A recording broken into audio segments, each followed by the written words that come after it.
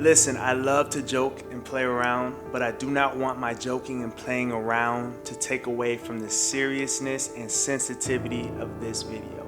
Desexualizing your mind can absolutely take you from who you are right now to who you want to be. So I need you, it's imperative. I need you to lock in. This video is gonna be the top 3 ways to desexualize your mind, recapture who you wanna be with some biblical principles. If you know nothing about chosen verses, just know and understand I'm honored that you decided to view this type of content. I'm gonna save the pleasantries and get right into it. It's important that you understand our minds are constantly being programmed with all types of sexual innuendos, all types of sexual and explicit content, and it is something that we have to recapture and reprogram our mind because we're being programmed every single day. At the end of the day, it's up to you, whoever you are watching this video. You have to decide if you want to truly take the actionable steps to reprogram your mind or not. So here's the top 3 ways to reprogram your mind with biblical principles. First off, we gotta say what's true. You're nasty, you have a freaky mind, and we all do, right? At the end of the day, we are all people. So the number 1 way to reprogram your nasty little mind, absolutely be mindful of what you watch. Not to go all Bill Nye the Science Guy, but did you know that your eyes had the most dense nerve endings of all the 5 senses? In fact, the only thing that is gonna have more nerves is your fingertips. So what does that mean? What is that telling me? I'm not trying to go Bill Nye the Science Guy. I'm trying to help you because you're nasty.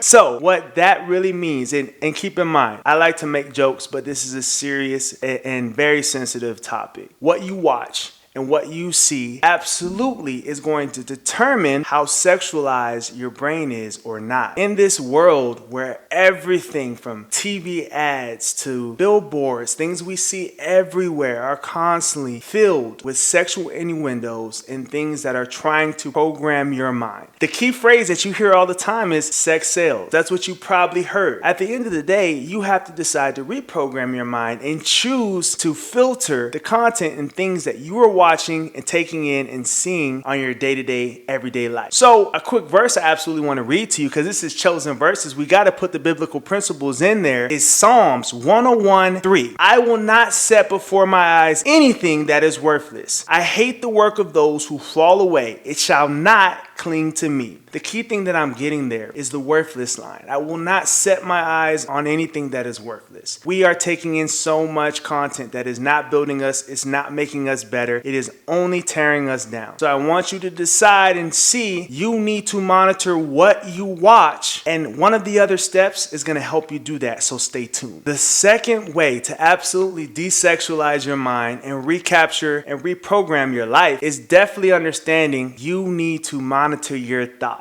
So what a lot of people don't realize or think to understand is the power of your mind and your ability to filter your own thoughts the minute they pop in. Here's the truth. There's been times, I don't care who you are, you can be doing the right things, you can be upright, you could even be righteous. There's been times even for myself, I've been reading the Bible and a nasty thought pops into my mind. And if you're real and you're watching this, I want you to go ahead and put in the comments. Has there ever been a time that there was a thought that popped into your mind out of nowhere? It's not always what you watch. At the end of the day, since we are always being programmed by things that we do see, it's up to us to filter our thoughts. It's up to us to put the filter in, and the minute that those thoughts get into our mind, we extinguish them and replace them and remove them. So listen, this is chosen verses for a reason. And whether you're religious, not religious, the best thing that you can replace a nasty thought with is a righteous thought. It's just the facts. Whatever your form of righteousness looks like. But if I can help you and see the light, I'm always going to try my best to reflect God's light and not my own. Another key thing I want to note in regards to your thoughts and controlling your thoughts is understanding, especially for the people who are on this channel for the faith-based content, you call yourself a Christian, right? You call yourself a Christian. But one of the key things you may not be doing that Christ did was being the best strategist when it comes to thoughts and the things that you say. Jesus was so good at using parables and speaking and doing all of these things because he was constantly strategizing and thinking. Why do we not do this within our own life in regards to the things we know we need to be thinking about and the things we know we should not be thinking about? You need to be planning ahead, and you need to be thinking in regards to how you can fill your mind with thoughts that are righteous, thoughts that are good, thoughts that are going to put you in the right place versus filling your mind with thoughts that do the opposite.